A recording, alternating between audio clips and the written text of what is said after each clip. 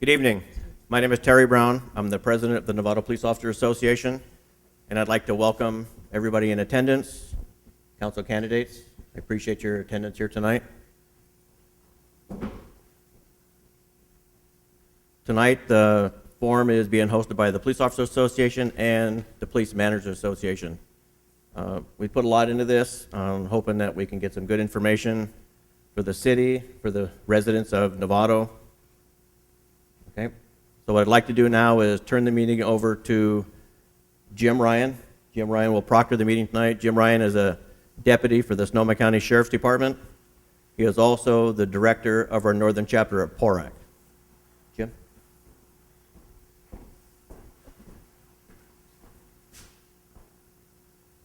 Good evening. Thank you, Terry. Before we get started tonight, can we all rise for the Pledge of Allegiance? We'll have the lieutenant from Novato lead us in the Pledge of Allegiance. Pledge allegiance to the flag, United States of America, and to the republic for which it stands, one nation, under God, indivisible, with liberty and justice for all. Thank you. Can you all be seated? Good evening and welcome to Novato POA and Police Management Association's Candidate Forum Night for City Council, City of Novato. The format for tonight will be as follows. There will be a series of 6 questions asked in rotation, so each person gets one question to start off with, and we'll run down the remaining of the candidates. We'll have 3 to 5 minutes to address the audience toward the end of the presentation tonight. The responses to your questions will be for 1.5 minutes, and then we'll move on to the next candidate. If time allows, toward the end of the session, we'll take questions from the floor on a 3x5 card, and we'll hand those to Terry as we see fit and time allows. We'll get those to the candidates. Those questions will be asked of each candidate, not specifically pointed towards one particular candidate.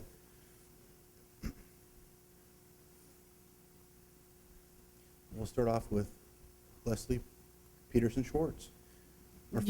Our first, would you like to give us your introduction and your resume for this evening? My 5-minute thingy bobber?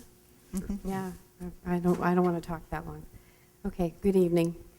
My husband and I moved to Novato in 1992, having lived in Connecticut and commuted into New York City. We chose Novato because we wanted it to be in Marin and we loved the pastoral setting.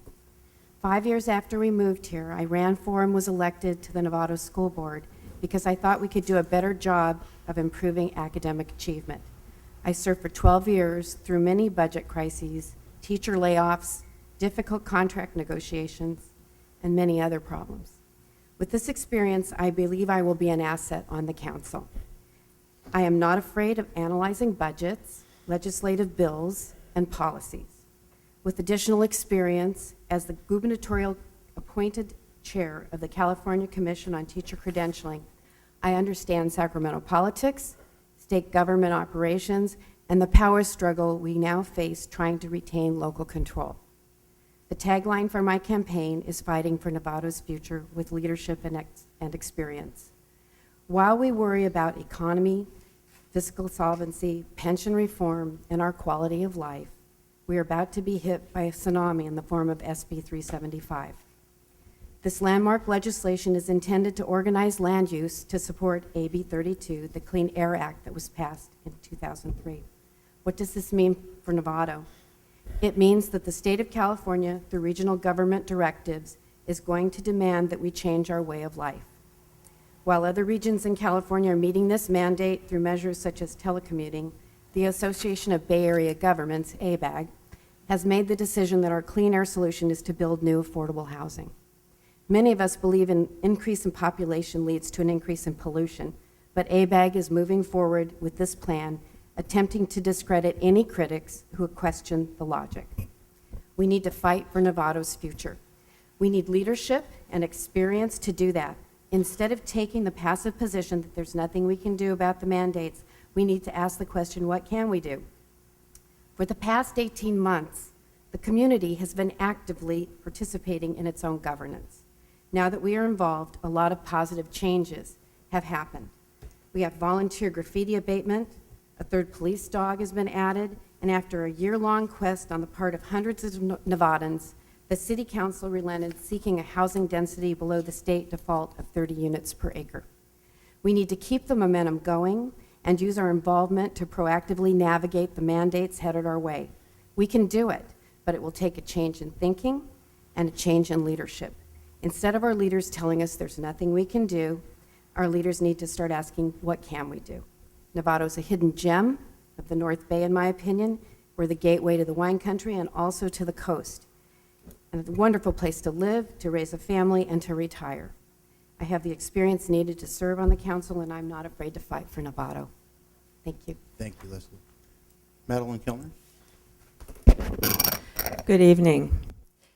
I moved to Novato 18 years ago to raise my family here, and it's been a wonderful 18 years.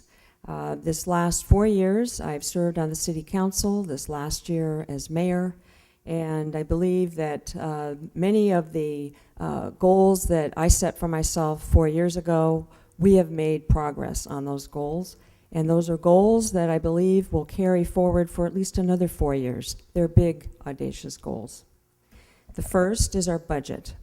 We were challenged in late '07, early '08, with some very serious revenue shortfalls, and we're still challenged with those shortfalls.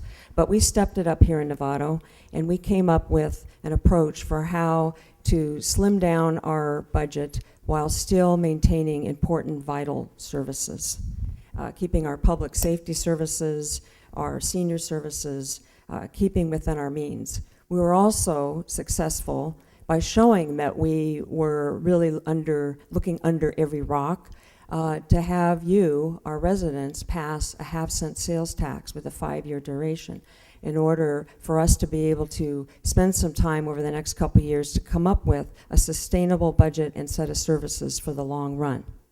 We also addressed some of our infrastructure issues. We got this city hall built, up and running. We have a civic green now. We have a place for us to gather as a community. We also made decisions around our city offices, and we are well on our way now to saving $650,000 a year and getting us in our home back here in downtown.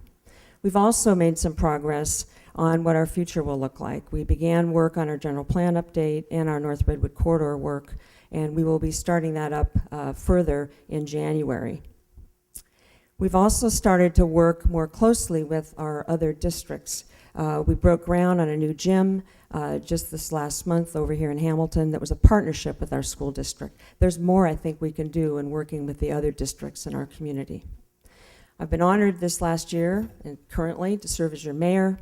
I bring over 25 years of experience in managing large organizations. I do my homework. I listen to all sides. I'm a steady and reasonable voice, and I make decisions that are in the best interests of the entire city while keeping an eye on the long view. The work is not done, and I really would be honored to serve you for another 4 years here in Novato so that we can continue to make traction on the goals that we've set. Thank you, Madeline. Eleanor, do you have an opening statement? Yes. Good afternoon, and thanks for coming. Thanks for the police to have this forum or to give our views.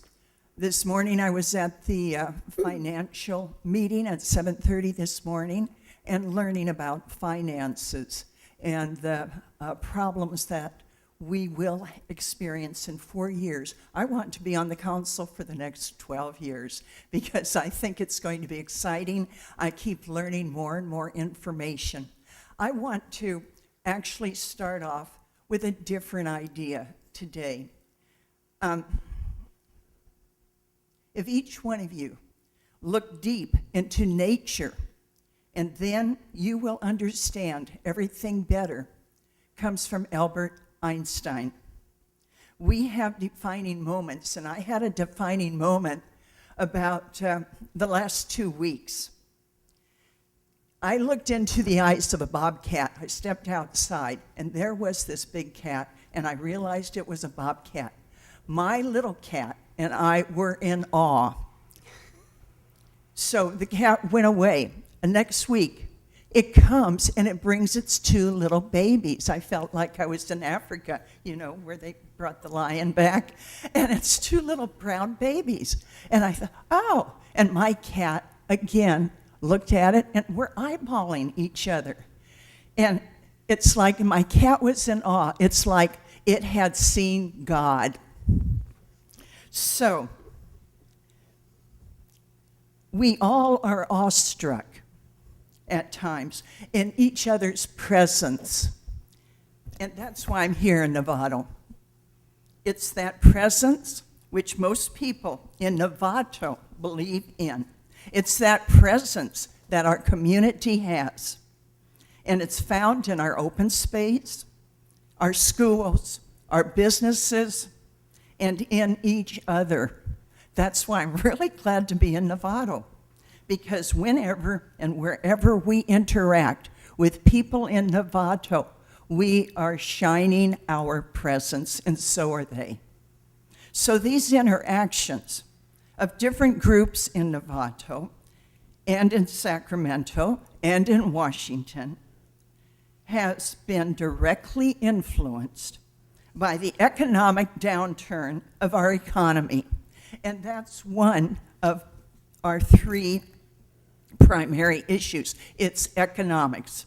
The economic issues that we have, it's like finding a less expensive location for the new city hall.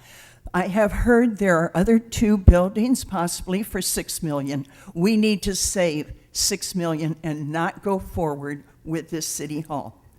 We need to finish the general plan is the next issue.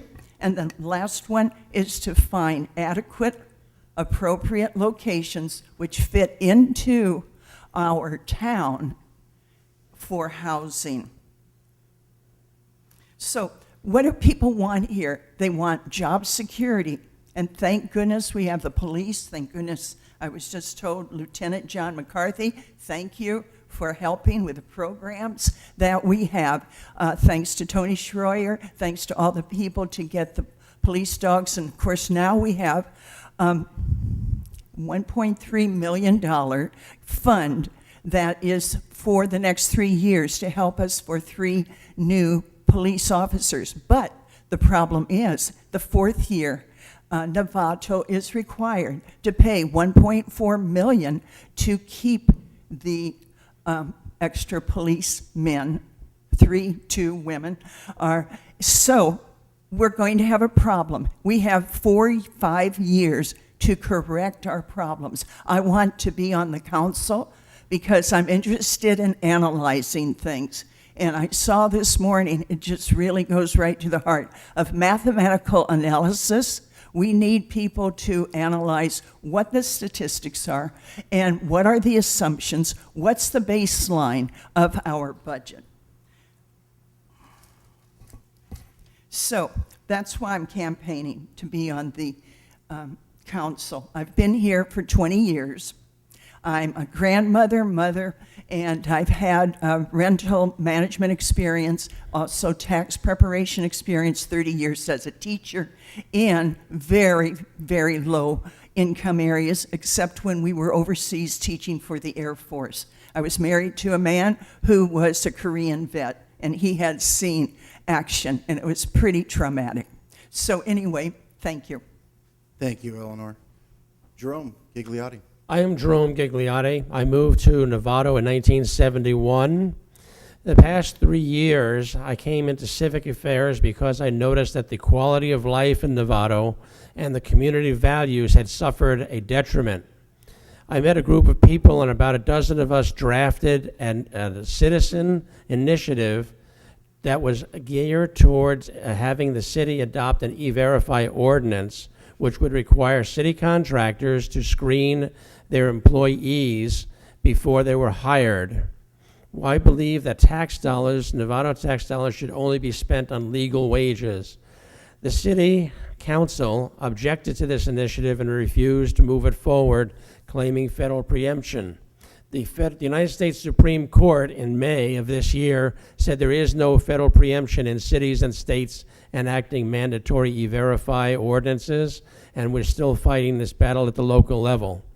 The second most outstanding problem that Novato has is what is euphemistically called affordable housing.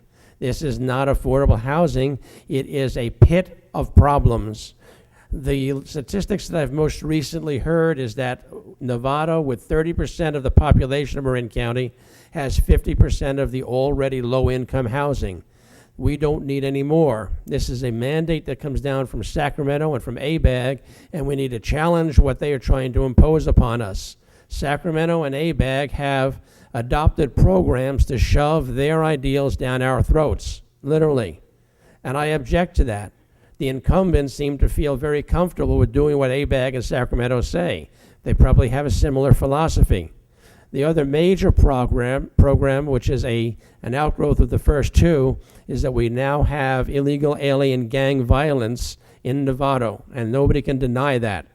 Up until December of this year, Chief Crines denied there were any illegal alien gangs in Novato, and then a month later there were the attempted murders out at Safeway Nave.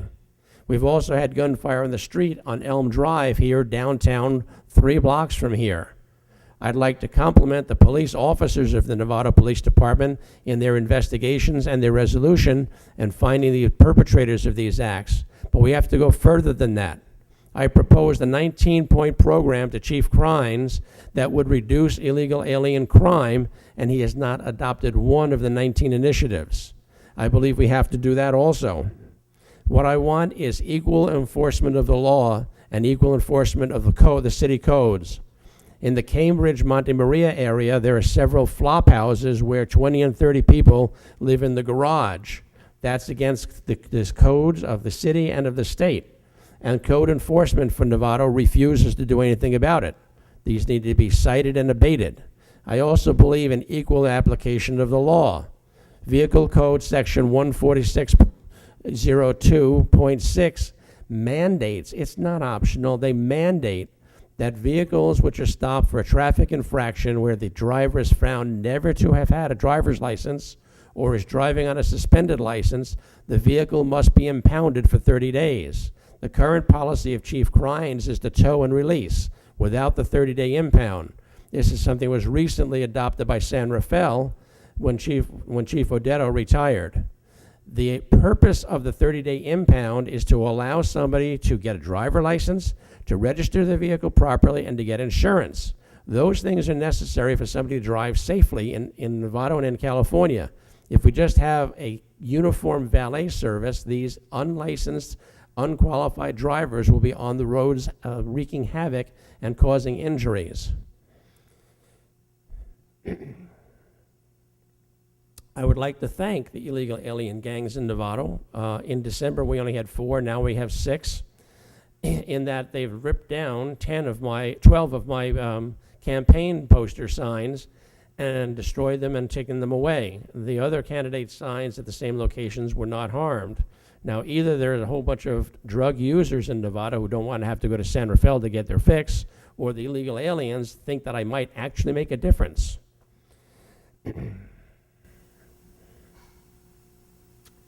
Thank you. Thank you, Jerome. Jean McLemmy? Thank you very much. You pronounced it right. Bless your heart. Thank you. Anyway, thank you so much for having us this evening. And my view of Novato is one of engaged citizenry and people of courage and character that have built this town since 1960 and even before, but that's when we became incorporated. As we know of late, there have been even more engaged citizenry because we affected their pocketbook and their property, and so actually it's a pretty good thing. We've gotten a lot more life down here at City Hall. I think we have a lot of local heroes too, and not just to get your endorsement or your vote, but I think that you men and women in blue are local heroes. Emergency protection services, including the fire department, those are my local heroes. And certainly parents that are raising responsible children, and I'll throw the school teachers in there also. And of course, volunteers. All of you are the glue and that hold this fabric of our community together. And without all of you, Novato wouldn't be the wonderful, very unique, real town in Marin. I've lived in Novato for 17 years, and didn't really know what it was to live in a real town where you can get to know people on the street, and it's a town made up just amazing folks. I'm an architect by profession, registered in the state of California, and grew up in Michigan, and then came to be very involved in schools as a volunteer. As I settled into Novato, served on the Novato Design Review Committee, and then was recruited by some friends to take the challenge of running for Novato City Council. Had the pleasure and honor of serving for 8 years on Novato City Council, and in 2 of those terms I had a year as mayor. Being mayor, the 50th year was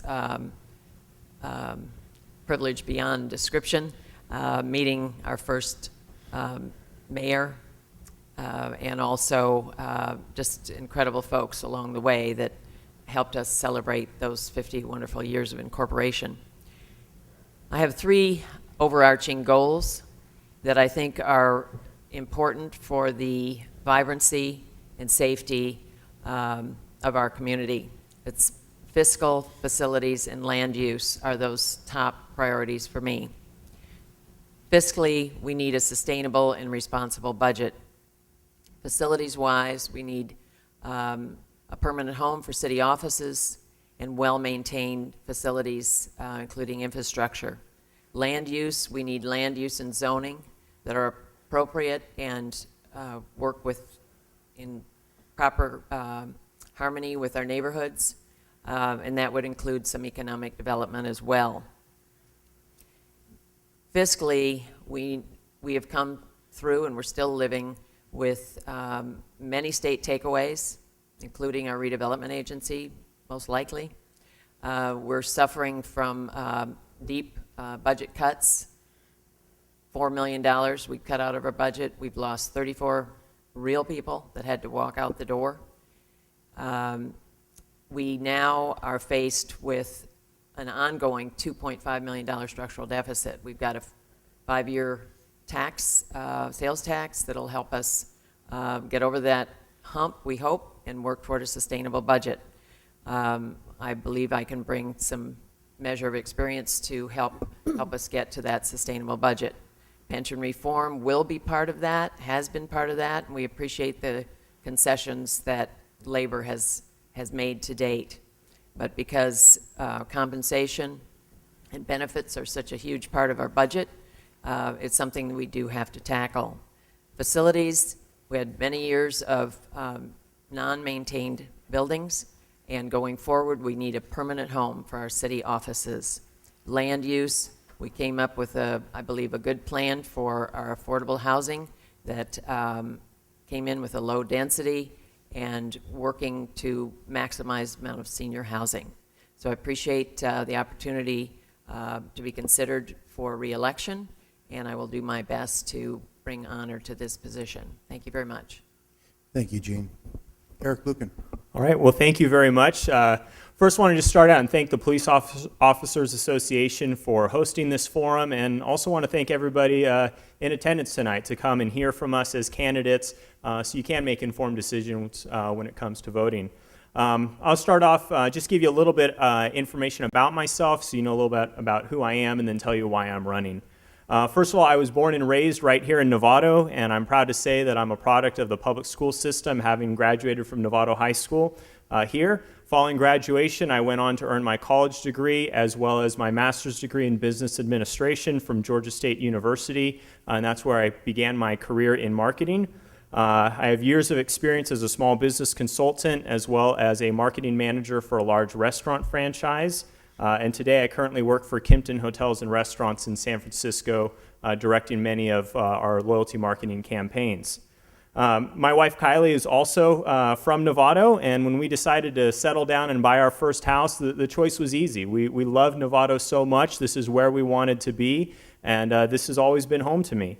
Over the years, I've always been very involved in the community. Currently, I serve on the Novato Parks and Recreation Commission. I've also volunteered with the police department as a chaplain. I've acted as a youth director and also coached youth volleyball, youth soccer in the community for a number of years. I've always been one and interested in giving back to the community that I benefited so much from having grown up here. Why am I running for city council? Well, I think it's time for a new perspective and some fresh energy on our city council. I have a real passion for this community, having grown up here, and I want to be involved in helping to shape Novato's future. My three main priorities are pretty simple. One is developing a financially sustainable budget that ensures our long-term viability. Secondly, I think that we need to improve our public safety to the levels to provide the protection that our residents deserve. And finally, we need to repair our infrastructure, public facilities, and parks through sound fiscal decisions. Right now, I really think that we need leaders that are willing to take on the tough issues. I have a strong business background that will allow me to make sound fiscal decisions and also work tirelessly to revive Novato's image, because I believe that this is an incredible community and it is a vibrant community, and I believe that we need to continue to move Novato in that direction. Most importantly, I'll always listen to the needs of the community and our fellow residents. I believe our community has a sense of community that's not found anywhere else in Marin. And that's something that I want to continue to be a part of and also hope to see to continue in the future. And I want to build upon those values, which I believe make Novato so unique. So as you can probably tell, I'm very passionate about this city that I grew up in and live in, and certainly hope to serve on the city council to help shape Novato well into the future. Thank you. Thank you, Eric. Well, good evening. My name is Jim Ryan. I'm the director of PORAC for this region. I'd like to thank President Terry Brown for his kind introduction. Novato POA and PMA is part of a greater collective group of PORAC throughout the state, representing 62,000 men and women of law enforcement up and down the state. Collectively, these questions here are very similar to questions throughout the region and affect this department specifically. I'd like to thank them for their questions. And as the format goes along, I'll remind you that we have a minute and a half for your responses, and we'll start at one end, work our way around. 6 questions. Each person will get a chance to answer the first question as it comes around. We'll start with Leslie. What is your approach to the police department pension reform, taking into consideration that officers have already made concessions and are already receiving less pay and benefits in comparison to other Bay Area agencies? It's always good to go first, isn't it?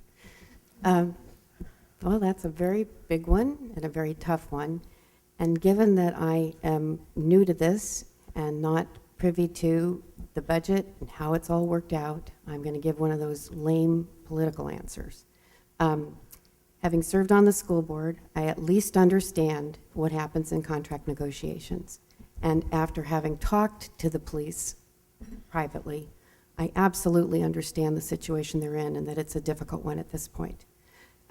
They are paid less, similar to the way we handle our school teachers, where we have a very difficult situation in Novato. Competing, keeping people, it's tough here. So with that in mind, I think that we have to look at maybe shifting around, this isn't going to make management too happy, but how we allocate our funds a little bit. Because I do think that pension reform's here to stay. I don't think that's news to anybody, but I do think it's important for us to look at how we compensate our force here, keep them happy here, and not create a situation where they want to leave. So I acknowledge that they have made some tough cuts on their own, or have negotiated that, and that while we still have work to do, we need to really be honoring the force we have. Ready? Thank you, Leslie. Madeline Kellner. Well, I want to acknowledge the concerns of the police officers, and also appreciate that there have been concessions. The police have made concessions. All employees of the city of Novato have made concessions, and we really appreciate that, and we know that that's not easy. We're about ready now to do some research on all of our employees to see how they're compensated compared to other communities, what the pensions look like, really doing some comparison work so we understand where we are in the marketplace. We do want to be fiscally prudent in the long run for our city in looking at our long-term liability, while we still want to maintain a competitive position in the marketplace in terms of our employees. So those are the things that we will be balancing, and we'll need to do that working together with our employees, with our unions, and the research will be going on over the next couple months, and after the first of the year, we will be working very closely with our workforce around how we really have a sustainable compensation program for our city while still remaining competitive and having good employees work for our city. So more to do. Thank you, Madeline. At any time, if you need to restate the question, please feel free to ask me to restate. The Eleanor. question is about the police pensions and what's going to happen. I had to get on the internet, and thanks to the city to give me information about the salaries. The salaries are less than Petaluma, less than San Rafael, and from what I understand, there has already been like a tiering for the new people, but there's contracts, and when you have a contract, you cannot break it. So it's basically what's going to happen after 2 or 3 more years. That gives us enough time to really look at what is happening for the police pensions and for the rest of the employees. Now, one of the things is I belong to the American Association of University Women. There is a gap in the pay between men and women, 77 cents to the dollar. A woman makes 77 cents, a man makes $1. So these are things that to have no gap, because if these pension reforms hit women who are single women or divorced or whatever, that's going to be really not the best thing for our community when we work together and when we analyze this. So it will take more analyzing, and that's what I'm about. And then after you analyze, what are the strategic plans to work for this on the pension problem? Thank you, Eleanor. Jerome. As Eleanor said, the other contingent jurisdictions have a higher salary for police officers. I believe the police officers in Novato should receive a pay increase. One of the things, however, that has to be tied in with this is that there are currently contributions from the employer and the employee regarding benefits and pensions. I'm a big believer in fully funded pensions and benefits. This may require reattribution of some of the contributions of the officers to contribute more. My understanding is that current pensions are 9% of salary, and currently it's paid 7% by the city and 2% by the officers. This might need to be adjusted to 4.5% each. But the Novato police officers are currently underpaid and deserve a pay increase. Thank you, Jerome. Jean. Thank you. Well, yes, labor did make some concessions, and for the first time, Novato had pension reform. And I've been kind of an advocate for pension reform because we need a sustainable budget. And by sustainable, I mean that we have to be able to have adequate funds, and Novato is a limited resource city. We don't have a lot of funds that a lot of cities do. And we have to have enough funds for our programs and services and enough funds to pay our employees. Going forward, we are going to have an actuarial analysis so we can get a full picture of our pension issue and problem. We're also going to have a full compensation review.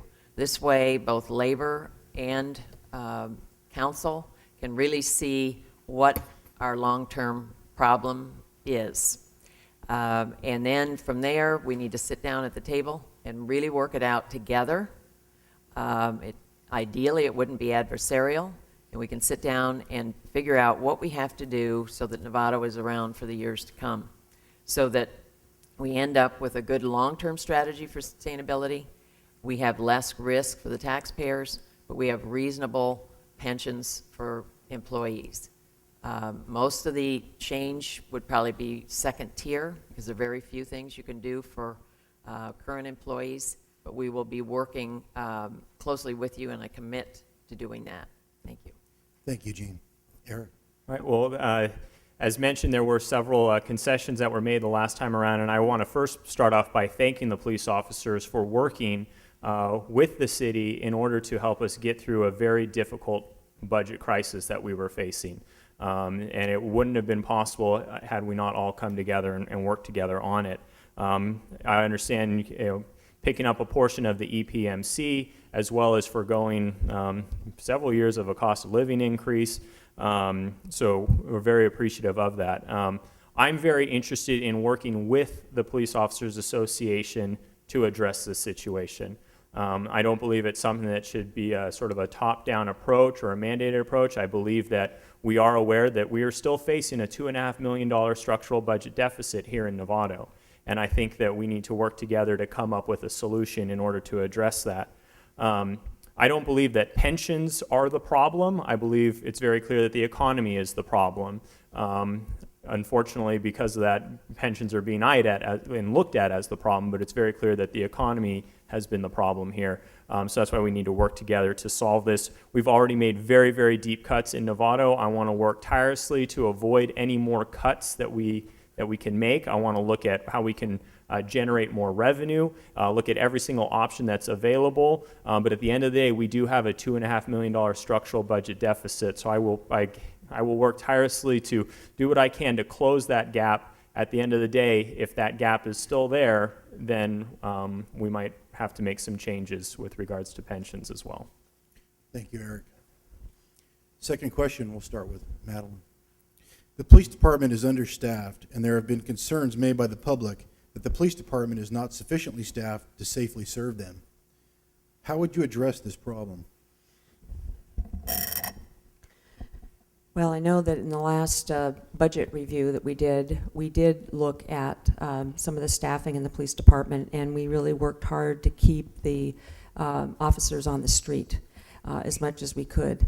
But unfortunately, there were other areas that we ended up cutting back on, and that had to do with the schools and the school resource officers and some of the other services that are more around community policing and around helping us as community members to be able to work together to keep our communities safer. One of the first things that I think we will do, and I think we've already started, is to work in partnership with our school district. Prior to now, we were picking up the entire cost of the school resource officers. And now I think we've begun some discussions with the school district to have them help with that.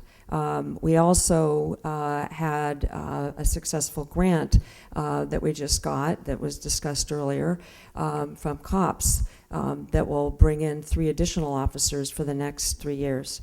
And we'll need to work hard in our budget meetings starting later this month to figure out how we're going to fill the gap in the 4th year and beyond that. So I think we've started to do some creative work around that, and I think we will need to continue to work with the community to see, moving forward, to maintain a sustainable budget, what's important to them, and if there is a desire for more than what we have, then I think we'll need to look at some other funding options. Thank you, Madeline. Eleanor? So you want the solutions to the police lack of money, right? I can restate the question for you if you like. Please. Okay. The police department is understaffed, and there have been concerns made by the public that the police department is not sufficiently staffed to safely serve them. How would you address this problem? Well, first, you're going to listen to the public, and they've been very adamant, most of them, about the issue.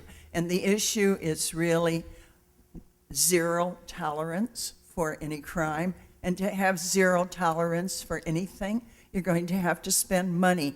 And the money, the revenue coming in is less than the expenditures. And what I'm learning about is what assumptions in the budget are being made.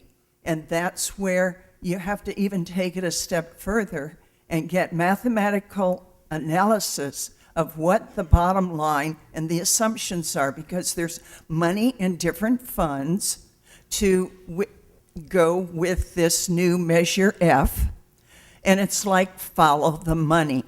And if the council really delved into it and hired even a mathematical analysis, from what I am learning, there's like 5 different funds. There's over $12 million in those funds. Now, I would want somebody to double check this with the city. If there's money that is being squandered away, that is not available, and the public wants adequate police protection, because the security of our seniors and our children, even if it's for one person that is just going to be hurt, we don't want that. I don't want my grandkids, I don't want my guests who visit me, my children. It's just like we need the money to be adequately looked at and spent. Thank you, Eleanor. Jerome? No, we do not have enough police officers for Novato to feel safe. We recently got a grant which will fund 3 full officers with a grant of a little over $1 million, which is great. The person who procured that grant should have a birthday party funded by the city. However, Proposition F, where we're paying out a half-a-cent sales tax, the first 4 items promised in Proposition F were more police enforcement. I've looked at the budget, and what I see from the $3 million per year we're getting from Proposition F, we have only attained 20 hours or half of a police officer from funding from Proposition F. Prop F is also necessary to fund infrastructure. That's entirely understandable, but more resources should go toward the police officers. We have a lack of appropriate assignment of priorities in what the street police officer is doing. If we stop inviting illegal alien gangs to Novato by sanctuary policies and start enforcing the law equally, we will be able to reduce the number of threats to the Novato public. In particular, as I said, impounding cars that illegal alien gang members use. If you have, as we had here in Elm Drive, just 2 or 3 blocks away, we had drive-by shootings where guys in different cars were shooting at each other, and these bullets penetrated the homes in Elm Drive. If they didn't have a car to drive him, it had been impounded and sold after 30 days when they couldn't pay the impound fees. They wouldn't have transportation. On Sunset Parkway, we had apprehended individuals who had 2 shotguns, a baseball bat, and drugs in their car, and machetes. We need to get them out of their cars. Thank you, Jerome. Gene? Thank you very much. Public safety is really our top fiscal priority. And what we have in Novato is quality versus quantity. Obviously, we have a lot of quality because our crime rate, violent crime rate, is lower than it was last year. It's not to say that we don't need more police. We want to maintain a safe town, and I believe we need to continue to work cooperatively with our neighboring agencies. More and more, we're going to have to do that. We need neighborhood watch. We need neighborhoods and neighbors watching out for each other and reporting to the police. That's often what keeps a community safe. And we need to maintain our zero tolerance for gang violence and gang activity. The grant that we are getting is focused on community policing, gang suppression, as I understand, and also school, getting folks into the schools for school resource officers. So ongoing, we need to stay focused on how we can bolster our community or our police department. I'm concerned, however, of where the funds are going to come from, because with Measure F, we get $3 million a year, but we still have a $2.5 million structural deficit ongoing, which is continuing to grow. So we really have to put our heads together and figure out how we're going to maintain and continue to maintain a safe community. Thank you. Thank you, Gene. Eric? Really, we're figuring out how can we get more for less. It's a tough question. Despite being an understaffed police department, we actually have relatively low crime here in Novato, which means that our police officers are doing a phenomenal job. However, that's not going to be sustainable in the long term. We need to find a way to get the staffing levels where they should be. And that means bringing more revenue into the city of Novato so that we can fund additional police officers. I think one mistake we're making right now is we're getting ready to spend what could be up to $15 million on new city offices. I believe if that capital was invested in other locations, we would be able to generate reoccurring revenue, which would help us close the budget gap and prevent further cuts. I think we need to look at ways that we can generate some additional sales tax, property tax, transient occupancy tax in Novato. I think we need to look at different parcels that we have that we might be able to potentially sell or lease so that we could find a way to generate reoccurring revenue in the city of Novato, which will allow us to fund additional police officers. I'm also interested in thinking outside of the box with some other ideas. I'm not necessarily saying we should do any of these, but I would rather throw some ideas out than just be ambiguous and say, well, we need more police officers. Of course we need more police officers. How are we going to do that? Some things that can be explored that other cities are doing is they're utilizing red light cameras. They've got parking meters. I'm not, as I mentioned, I'm not advocating any of these, but I think that they are worth exploring because of the situation we're in. And finally, I'd be interested in looking to add a stipend for police officers who choose to live within the Novato city limits. That's a way that we can bring additional officers in the city limits on their off hours that provide extra eyes and ears on the streets. Thank you, Eric. So Leslie. It's fun to be last. Frankly, you know what? There's a culture of bureaucracy. It's not just in Novato, it's everywhere. And from my perspective, just watching this, I would say, and I don't mean this as a pun, because there's a chief involved here, but there are too many chiefs and not enough Indians in Novato. And I would apply that to not just the police department, but anything to do with city and city works. With that said, that my point of view, we have not had a joint city council school board meeting since 2007. That was when I was still on the school board, and I was ecstatic that we didn't have a meeting. But you know what? That's very stupid thinking, because there's a difference between elected officials meeting and staff members meeting, because there's an ongoing conversation back and forth with all these staff members, but the elected officials are the ones who are obligated to make those budget decisions. So in '09, they reduced one school resource officer. Next year, another one. Next year, another one. They're all gone, okay? They had to get a grant to fight the problem with that. The chief of police here wanted the grant to pay for a school resource officer. They said, no, not touching our money. We are going to use it ourselves. They got their own resource officer. It's not a uniformed policeman, it's somebody who's retired. But it's easier to nip this problem in the bud than it is to solve the problem when it's out on the streets. You need school resource officers. They need to be paid for by the city, not the school district. They have to use their funds, their precious few resources elsewhere. This is a city obligation, and the funding has to be allocated from the city. Thank you, Leslie.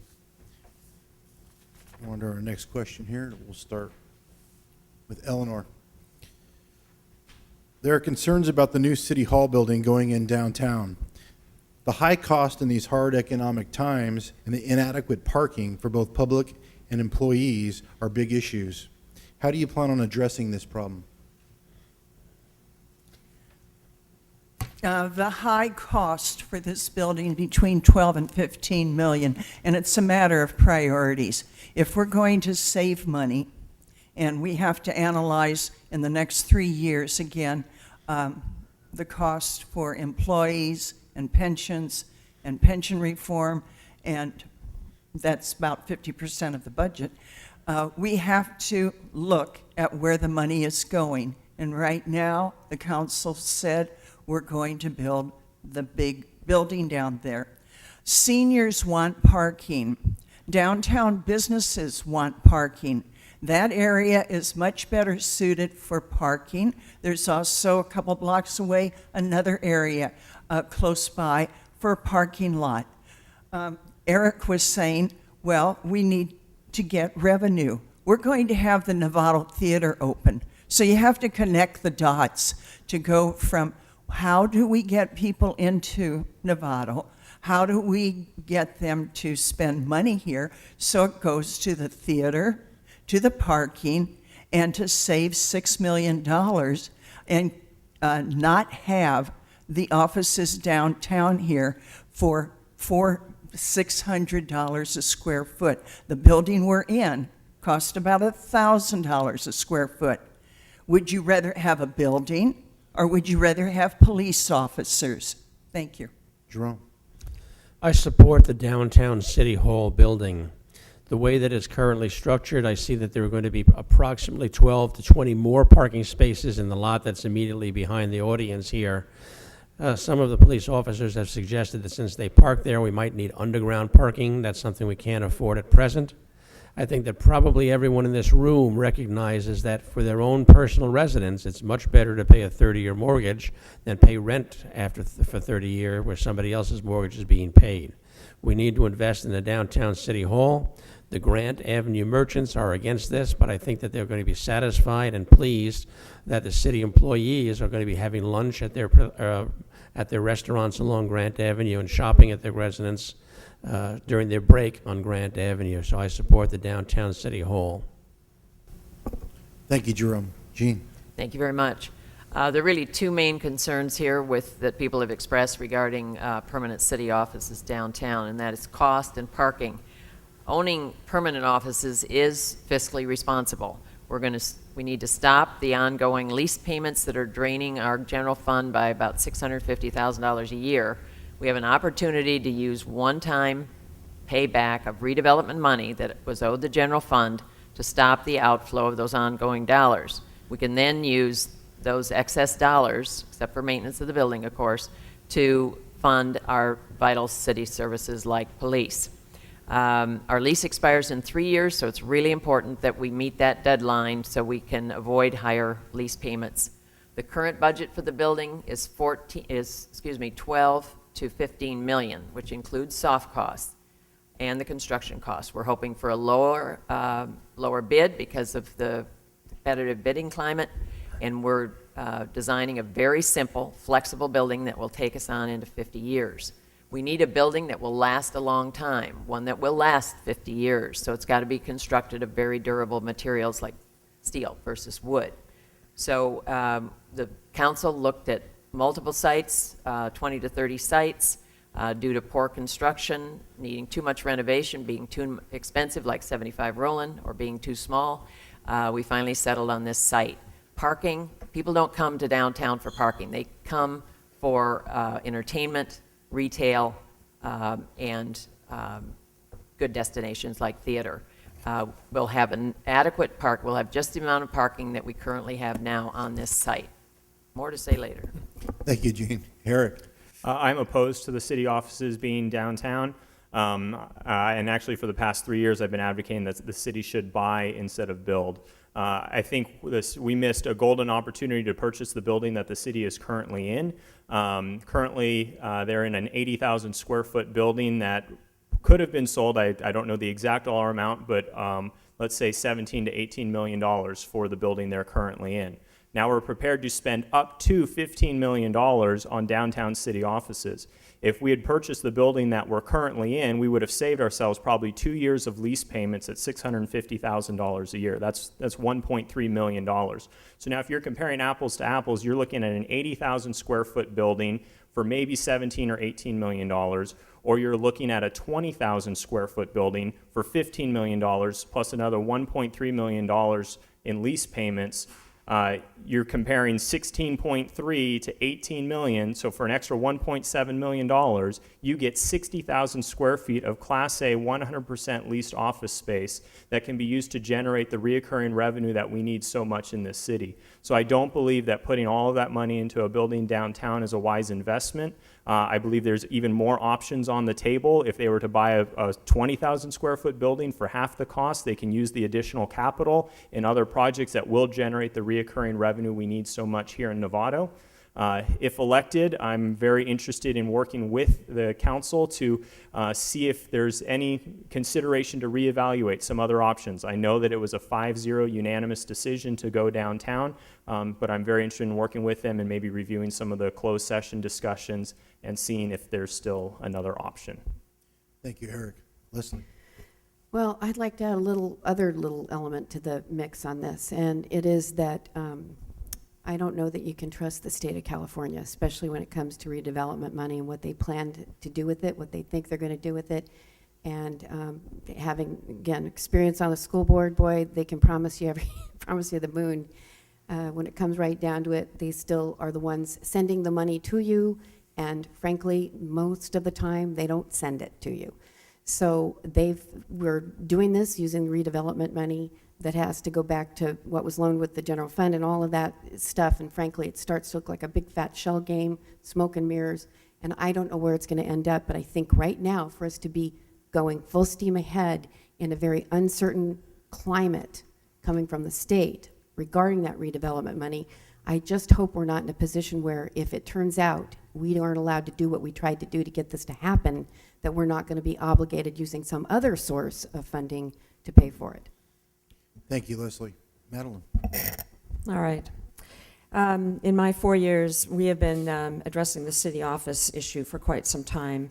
And I think initially, if we'd had the votes to buy the building earlier that we're in, I think we would have done so. But by the time we got to being interested in buying the building, it was fully leased and the costs were too prohibitive. So I was definitely in that camp of looking at the easiest way for us to acquire a building. That being said, I think we did an exhaustive review of over 24 buildings. We did, I think, a very good analysis of this site, and out of all that, when we looked at some of the sites, they just weren't suitable. The McPhail site over near Hannah Ranch, nobody could find it, nobody could get to it. So we have settled on building here. I think if we get to it and are very efficient in the way we design this building, we can get to market, we can get to bid. We experienced with the Hamilton Gym, I also experienced down in Sausalito with the police building, that they were able to come in way under budget. So I think we need to keep moving forward. I think we've made a decision. I think people are excited about having it downtown. Merchants that I've spoken to are eager to have people back down here so that they will utilize the services. Parking, I think we have some good plans underway there, and looking at commute plan for our employees, wayfinding programs so people know where to park when they come downtown, looking at acquiring or at least leasing the smart lot so that we have a place there. So I think we're going to be able to address the concerns. Thank you, Madeline. With that question, we're roughly halfway through, about an hour in session. We're going to take a 5-minute recess.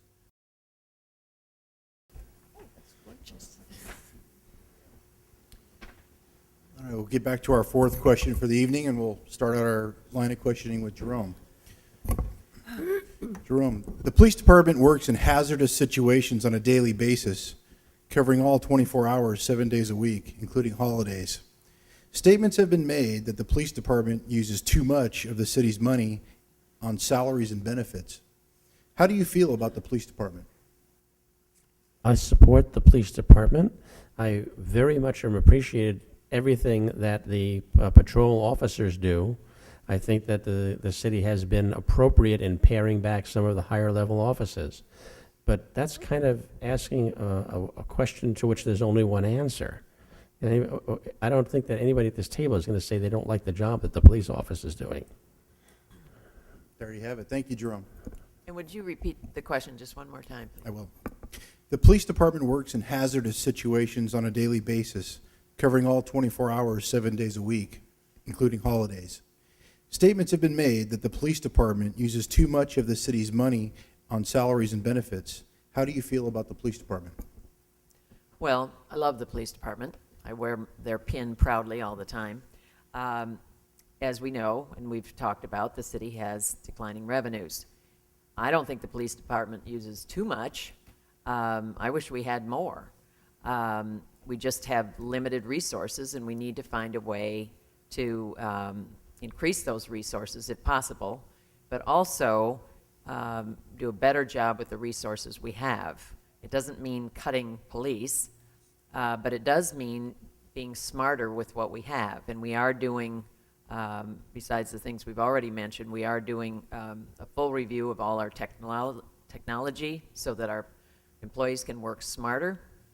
We are doing a full review of all the types of services that we provide to make sure that we're providing them in the most efficient, cost-effective way. So we're looking under every stone to be as efficient as we can. I think the police department is one of the most vital departments in our city. That's a core focus of government is safety. And I think we need to find other resources, if necessary, to bolster the department as needed. Thank you, Gene. Eric? I think we have an absolutely fine police department, and they do an incredible job. We are in difficult financial times, and I think because of that, and also a lack of communication in the community, there's some misconceptions with regards to that. And I also think on a certain level, past councils, not just here in Novato, but around the area, have done a bit of a disservice by making poor fiscal decisions with regards to either benefits or pensions that they then had to go and revisit in later years. I think when you do that, it creates this understanding that oh, now they're getting paid too much. Now we have to bring this back in. I think if those decisions had been sound fiscal decisions from the beginning, we wouldn't have had some of those misconceptions in the community. And I think when a police officer is put in 30 years and has retired and has a nice retirement, I would hope that that's something we can celebrate instead of look at as, oh, well, that's unfair, or that's not just. So that's why I hope to bring my business experience to the council to make those sound fiscal decisions so that we don't potentially end up in this position again, or do what we can to help improve the current situation we're in. But just to reiterate, I think we have an incredible police department, and I think the fact that they are understaffed, yet we still have relatively low crime in Novato, is a testament to really the amazing job that they're doing here. Thank you, Eric. Leslie? They do not take up too much of the city's money. I would really prefer it be looked at. The city has a given amount of money to work with, and reallocation of funding to make sure that we feel we're adequately protected is really what this needs to be about. The most important thing is people's safety. And the community, if they don't feel safe, it's just not a good situation. So I'd rather have us look at what we can do to trim some bureaucracy elsewhere before we deal with doing anything more to the police. And I don't think they take up too much with salary and benefits. I'd also like to add that, just one example, we had a request. We wanted volunteers for a graffiti abatement program on private property. You know what? There were 34 volunteers who showed up at that meeting and 10 city staff members watching. One would have been okay. I don't think that there needed to be 10 watching 34 volunteers. Thank you, Leslie. Madeline? I think when people think of a city and the services it provides, police is the number one service. I just think, as I walk, as I talk to people, that's what people want. They want to feel safe. They want to feel secure. And then next, maybe it's their streets and the pothole in front of their place. But, those are police. And so when you look at the pie chart, and yeah, a lot of, it's people, and that's where a lot of the dollars go. And that's to be expected. So I certainly don't have I think that we should be spending money on public safety. But I also think that we need to look at the way we do the work.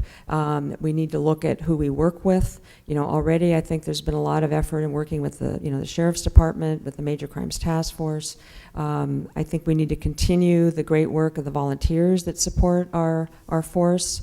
Every time you've had one of your big meetings in this room, I'm impressed that the volunteers are right here with the police force, and they're really part of the team.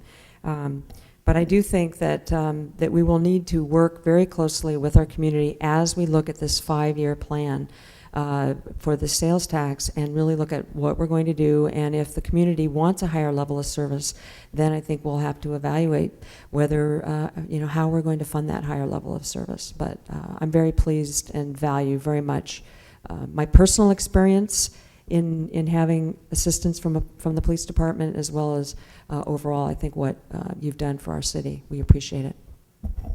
Thank you, Madeline. Eleanor? Yes, I agree with everybody else who's also, who's not for the police, especially like if there's a problem and the police have to do counseling. You know how much you pay for counseling now? $100 to $200 an hour.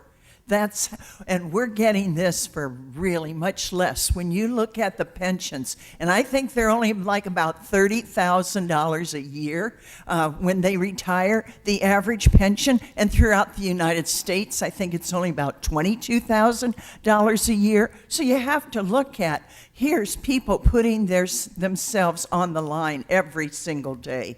And that's why, and they're so helpful. We really, and the other thing is, if we look at it from an economic viewpoint, when you have a safe city, people want to move here. They want to build here. They want the businesses here. The schools are safe. It increases the value of the land. So it's very important that it should be top-notch, safety and then land use. Thank you. Thank you, Eleanor. At the conclusion of Measure F, the city still faces an approximate $3 million deficit. What are your ideas for reducing that deficit and for generating new revenue? Start with Jean. Thank you. Well, first of all, we have to be very prudent with the $3 million that's coming in every year for the next 5 years. As I indicated before, we have a $2.5 million structural deficit every year for the next 5 years, which is continuing to grow. And by year 6, we still have the unfunded liability or ongoing structural deficit. So we have to be very smart with how we use that money. We can't use the money for ongoing expense. It's one-time money, needs to be used for one-time things. One possibility for the use of it is to pay down our unfunded pension liability. We had about an $18 million unfunded pension liability, but we did a pension obligation bond several years ago. But because of the decline in CalPERS investment returns, we now have a $4 million a $4 million unfunded pension liability for miscellaneous. So because we're paying CalPERS 7.75% on that, we may want to use some of our Measure F money to pay down that debt. That's one thing. And the other thing, in terms of other revenue, we can get some revenue from development, but we'll never buy our way out of our current fiscal problem. We have to be more efficient with what we have, and ultimately, I'll need to stop. Thank you. Thank you, Jean. Eric? $2.5 million is certainly a large chunk that we need to work towards. As I mentioned previously, I believe that utilizing the $15 million we have for city offices in a different way would give us the biggest opportunity to take a chunk out of that $2.5 million by investing in ways that are going to create a better cash flow. Currently with the city offices, yes, we will save $650,000 a year on lease, but it's going to cost us $250,000 to maintain that building. Now you're only looking at about a $400,000 return on a $15 million investment. That's not a wise choice when you have a $2.5 million structural budget deficit. Other things that we can do is continue to attract some new businesses, some new retail, maybe a hotel that brings in transient occupancy tax, which goes directly into the general fund.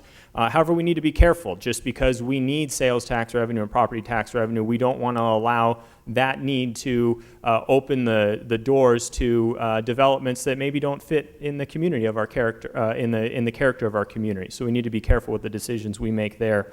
I mentioned, I think we have some some unused assets around the city of Novato, mostly land. I'm not in favor of selling land and using that to plug a gap in the budget. However, if you can sell land and you could take that money and invest it in a way or within the community that is going to produce reoccurring revenue, you are now turning that capital into reoccurring revenue, and that's really what we need here in Novato. And then, some of the other thoughts that I had thrown out earlier is other cities are utilizing things like red light cameras. I wrote a blog on the Patch about that and took some flack for it, but I'd rather throw out some ideas than not have anything to bring to the table. Thank you, Eric. Leslie? We just have to learn how to work smarter. I think if you look at the city's budget, there's several examples of where we could be doing more than we've been doing. It's just a matter of getting in front of it instead of always chasing behind it. I know that at least in my community last year when Measure F was pitched to us, it was that we would have increased police protection. And frankly, we've been down that slippery slope with parcel taxes for schools. You have to target the money. You have to say what it's going for. It can't be general use of something, because in the end, people get frustrated because they didn't understand that really all they're doing is temporarily filling that budget gap.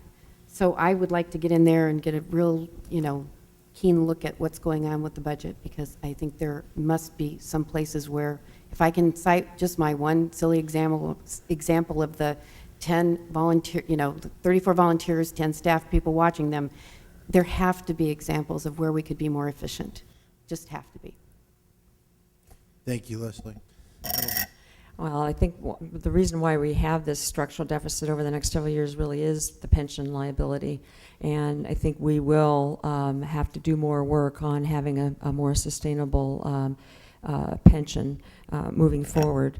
The Measure F money is not going to, it's going to be around for 5 years. I think we need to use it to invest in things that will make us more efficient and more effective, not use it for something that then we're going to have to, find other sources.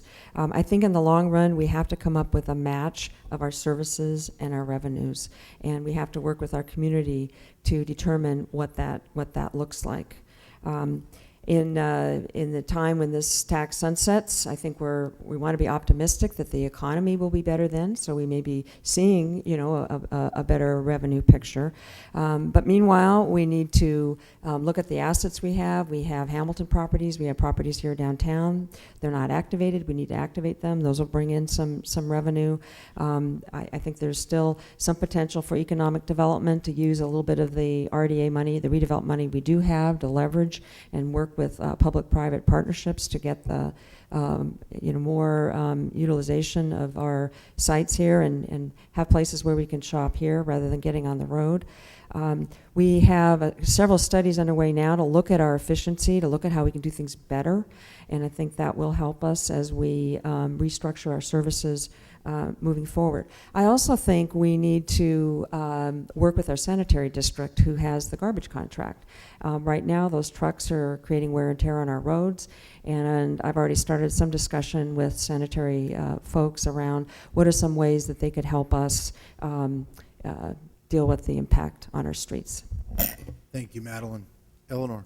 Well, if we look at Novato as a family, and when we don't have the money, we have to make cuts, or we have to go out and work harder and get money coming in, or we have to look at what we can sell from our house or send the kids out to work. So there's a lot of alternatives and options to help reduce the deficit. And again, I agree with Eric about the place for City Hall, because I think a new model is needed. I think the city's been inept in its analyzing this situation. I think they're back in a traditional mode, whereas technological advances are coming. And in 10 years, people are going to be at their homes working from home. So why do we need 20,000 square feet for just employees? This is not for police. So if we did not have that building downtown, we would have available space in other buildings. which means technologically they could split up these offices, like Public Works can go to one place, and they don't have, then they could do that immediately. I mean, this whole thing on this lease can really be looked at, and it's what's happening now is going to make what's going to happen in the future. And I think as the economy, if the economy gets any worse, we will have to negotiate to keep as much as we can. And so it's negotiable. Thank you. Thank you, Eleanor. Jerome? The primary reason for the city budget shortfall is that the economy is what they're now seeing, double-dip recession, and one of these days they might even call it a depression. If we can turn this economy around, the city will have the kinds of resources and tax revenues that can put us back on a pay-as-you-go basis, which is what we need. One of the reasons that I sponsored the E-Verify ordinance so that we'd be paying only legal, tax-paying American citizens and people with a right to vote is that they do pay taxes. Illegal aliens don't pay taxes by and large. And this green sheet that I'm distributing this evening has a very good analysis of the difference between employing an American citizen who pays taxes and a state who doesn't pay taxes and has a higher impact on public services. Thank you, Jerome. And our final question for the evening, we'll start with Eric.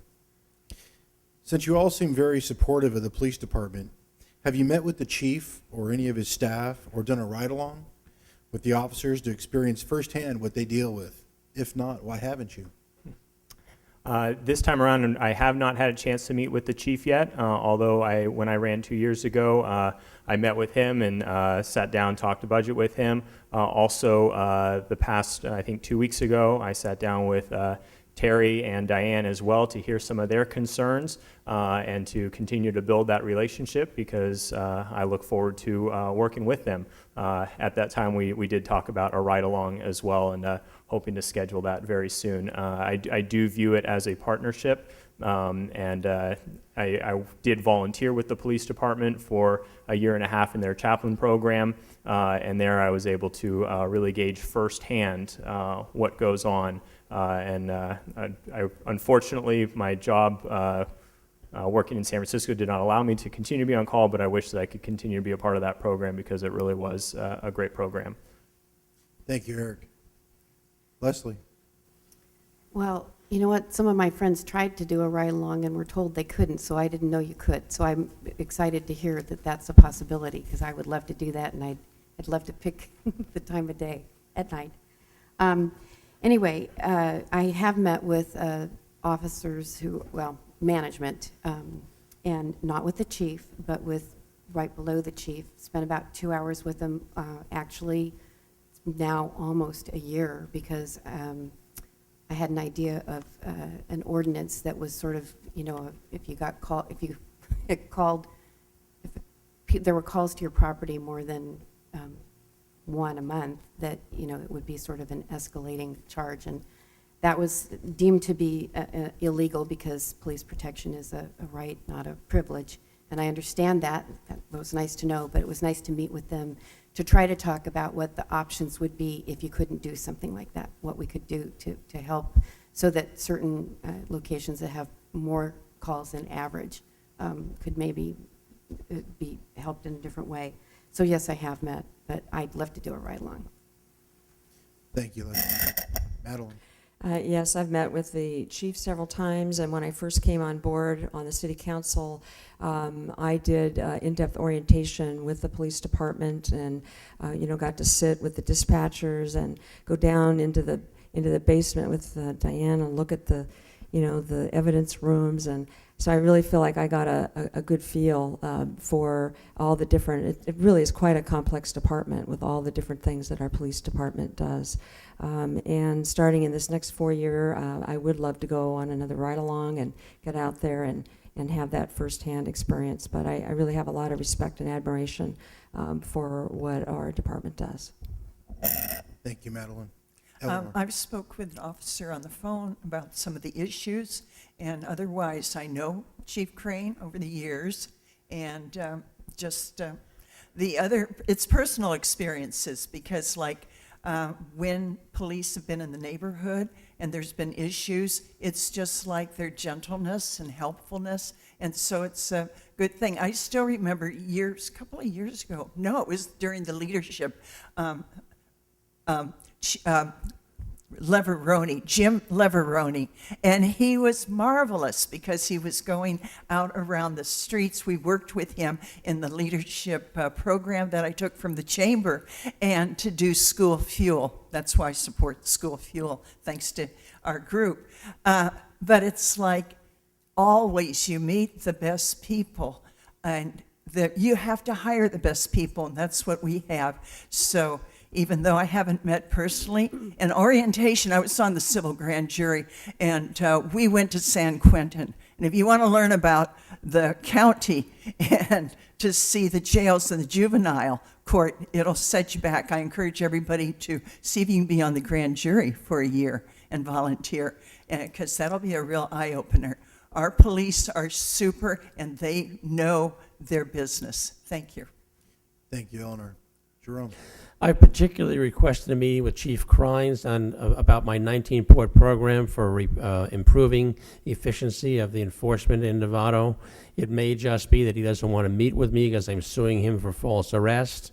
In the September 14th incident, when he dressed up in his uniform with his 4 stars and thought he was having a publicity event and arrested me for disturbing a public meeting when the law does not anyway accomplish what I did.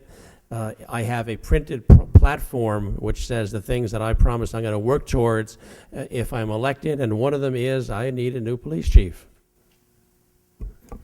Thank you, Jerome. Jean. Thank you.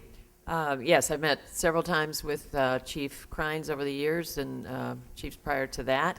I haven't had a ride-along this time, but would look forward to doing so.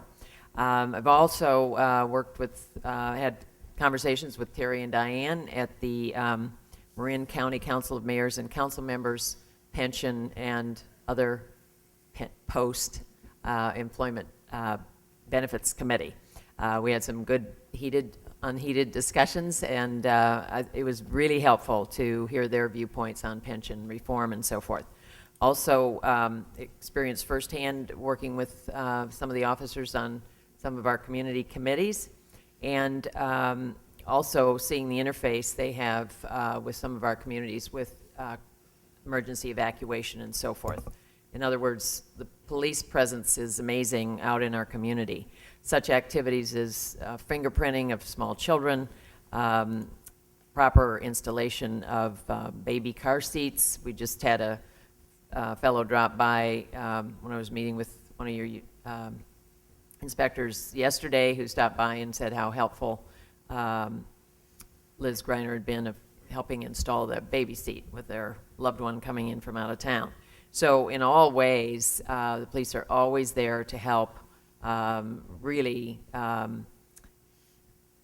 work with our community and help in so many ways beyond just picking up the bad guys. And lastly, of course, Wall of Rhythm, which has just added so much delight to so many activities that we've had here in the city. So you men and women are just an incredible force to be reckoned with. Thank you. Thank you, Jean. At this time, that concludes the questions from the POA and the PMA. We have one standing question from the floor, and we'll go back to Leslie here. No, it should be here. In the last 3 years, the NPD, Novato Police Department, responded to more than 1,400 calls for service in the areas of high-density housing. How would you address this issue?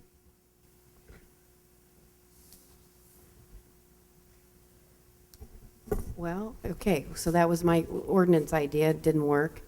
You know what? I think that we're going to have to do something to look at whether or not the owners of the properties are really doing their part to make sure they screen their tenants properly, support what has to be done if they find someone who's there who's not good for that community, and instead of being so, we kind of have this attitude right now that there's not much we can do about it. I think there's quite a bit that can be done. You have to obviously work within the law, But a lot of it has to do with being proactive in the beginning and screening properly in the beginning. Thank you, Leslie. We'll turn to Eric. I think there is a lot that can be done, and I think that we are doing a lot about it. I would want to continue to support the chief in what they have laid out to address these issues. I've been very pleased to read what it is that they are doing. I know that it's a work in progress, and I believe that we need to continue to work with the management of these locations where there is a higher than average volume, and give them the support that they need. They might be looking to, if there is, for whatever reason, an eviction that needs to be done, then to provide the support that we can and work with the management, but also supporting our police. I think ultimately that strategy should come from them. And certainly I'd be interested in talking with them about it, but I would want to support the recommendations that they make. And I think we're seeing some very positive progress taking place already in Novato, and I believe that we're going to continue to see positive progress in the future, and also as we learn from some of these situations as we move forward. Thank you, Eric. We'll go to Madeline. Well, I think we have a case in Novato of two sites, Windover and also Bay Vista, that really weren't managed well to begin with.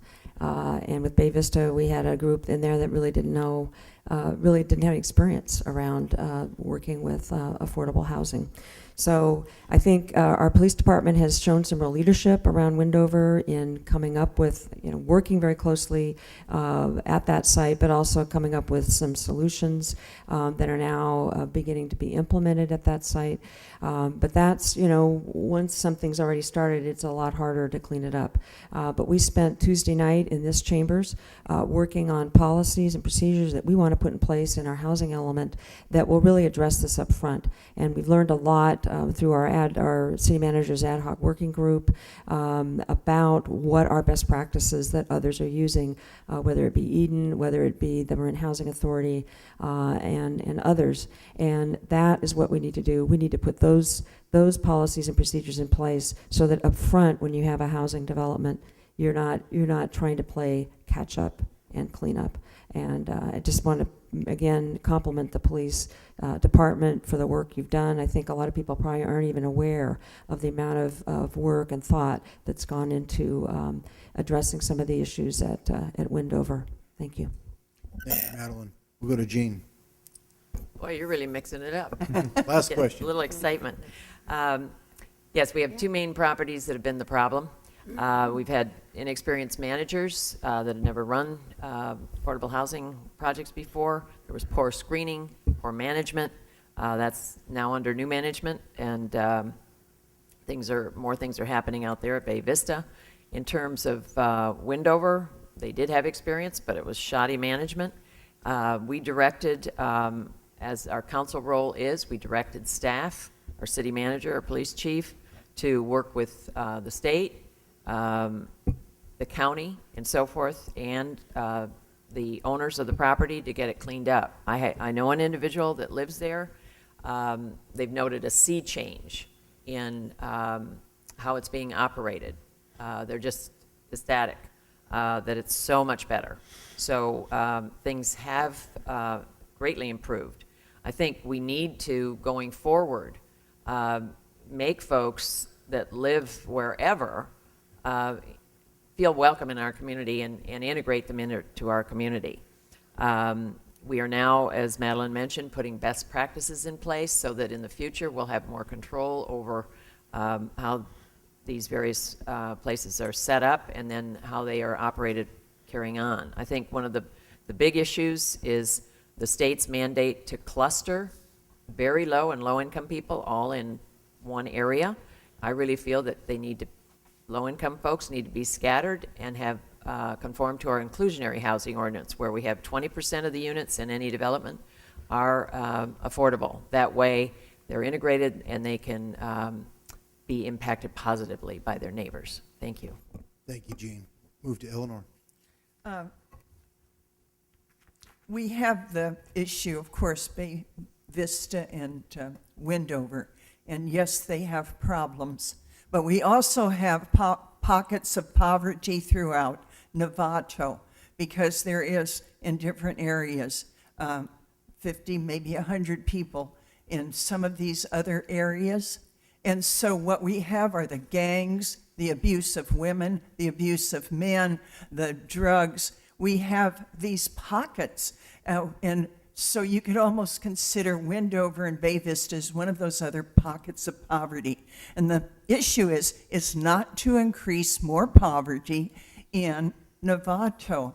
We have done our share of housing and low, very low income throughout Marin County.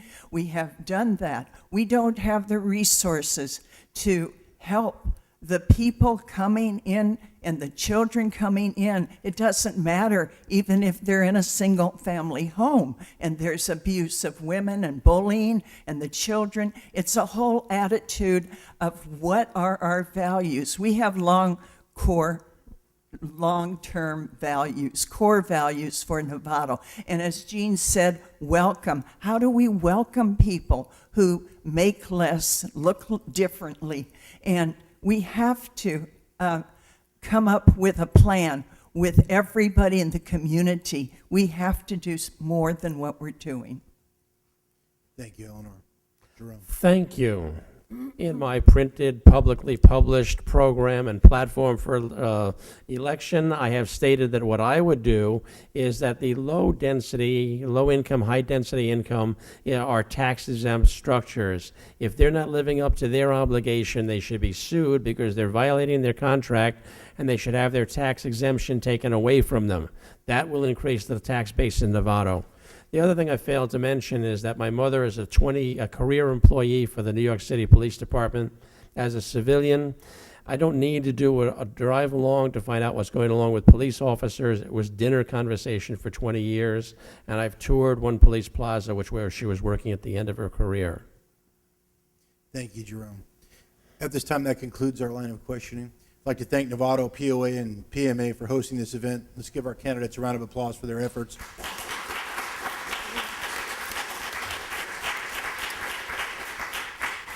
Thank you all for this evening's events, and it's my understanding that Novato, PMA, and POA are going to basically get together collectively and come up with a decision for their endorsement, so you'll be notified accordingly by their association leaders.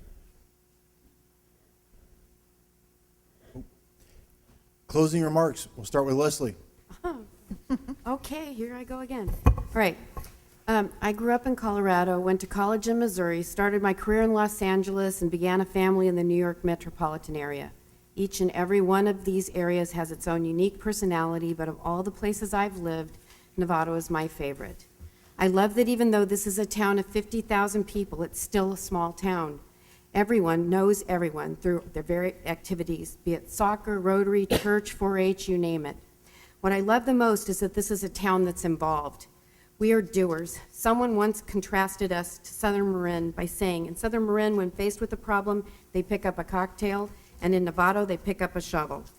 Instead of cowering at the onslaught of criticism about our civic behavior, I'm incredibly proud of our town's ability to analyze a problem and speak up about injustices and then come up with solutions. A good friend of mine asked me if I thought it was too late for Novato to come out of what many perceive to be a downward spiral. I would not be attempting to get elected if I did not have tremendous hope and optimism for our future. I believe my previous experience on the school board and in Sacramento as chair of the California Commission on Teacher Credentialing will make me an asset to the City Council. I have 12 years of experience balancing budgets, making cuts, negotiating contracts through collective bargaining, and making policy decisions that affected 7,500 children and the 800 adults who work for the school district. The skills I have are transferable skills. I think I would be an asset, and I want to help. If you want to learn more about me, it's Leslie with the number 4, Novato.com. Thank you. Thank you, Leslie. Madeline?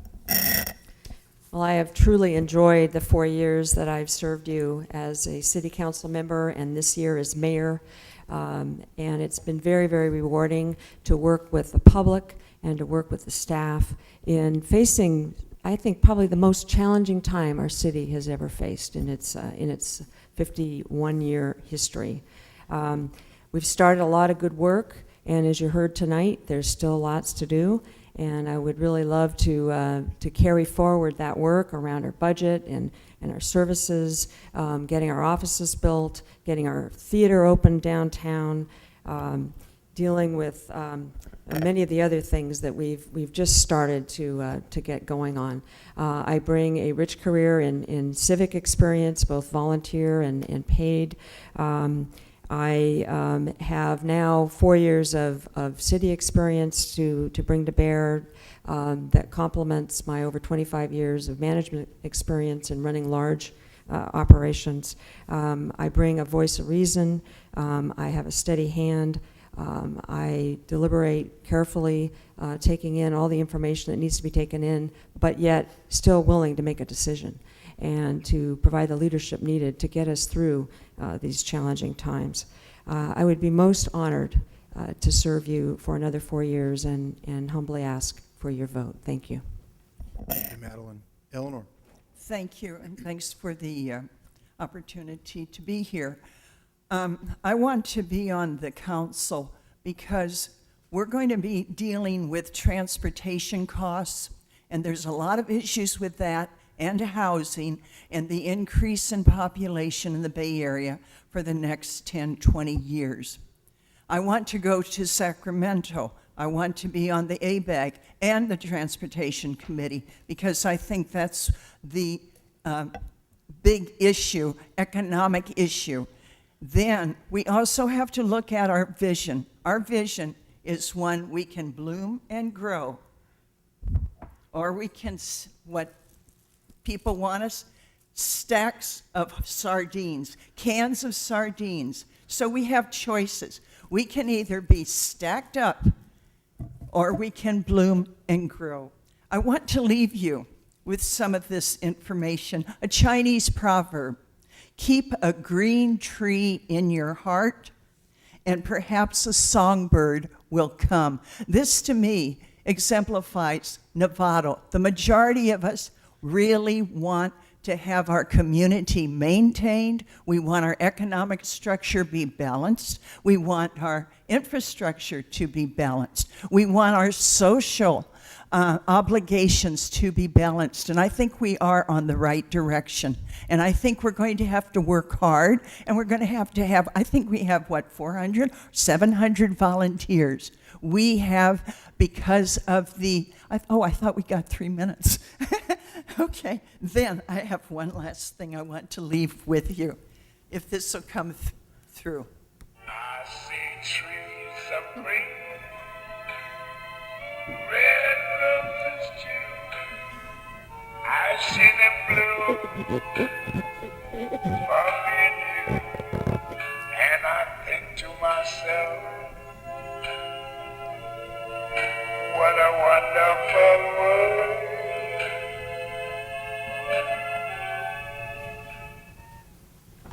Thank you, Eleanor. Jerome? One of the pictures that I have published again and again and again is the fence at Bowling Drive, where within 24 hours after the attempted murders of January 3rd, the gangs in Novato, the illegal alien gangs, spray painted 187 on this fence. 187 is the murder statute in California. What the gangs were telling us was they can get away with murdering whoever they want. We have to make Novato unwelcoming to illegal alien gangs and anybody with criminal activities on their mind, and we have to reverse the sanctuary city policies that Novato has fallen into. I believe we're already past the tipping point on that issue, that they are more in charge and feel themselves welcome here. The other thing that we need to do is we need to make the city council more responsive to its citizens. Again and again and again, the current city council and incumbents have shoved Sacramento and ABAG policies down our throats, affordable housing and many other issues. What we need to do is, I don't want to be on ABAG. I want to do away with ABAG. I want the citizens. We had recently had this concerns about MEA, the energy. I had recommended that we have a referendum to see what the people of Novato want to do, but the city council acted unilaterally with an opt-out program. The city council must be responsive to city citizens. Thank you, Jerome. Jean? Great. Thank you. You've been a great monitor. Thank you. I want to thank the POA and the PMA for hosting tonight. It's a wonderful opportunity for us to engage the public and have the public see what you're going to get.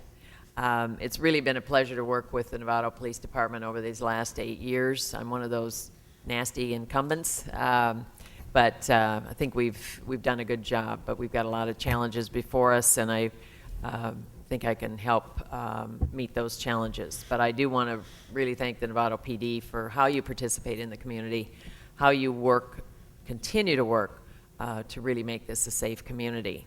I love Novato. I love that people here are passionate, they're engaged. I enjoy listening to people, finding really good solutions, and then actually getting something done.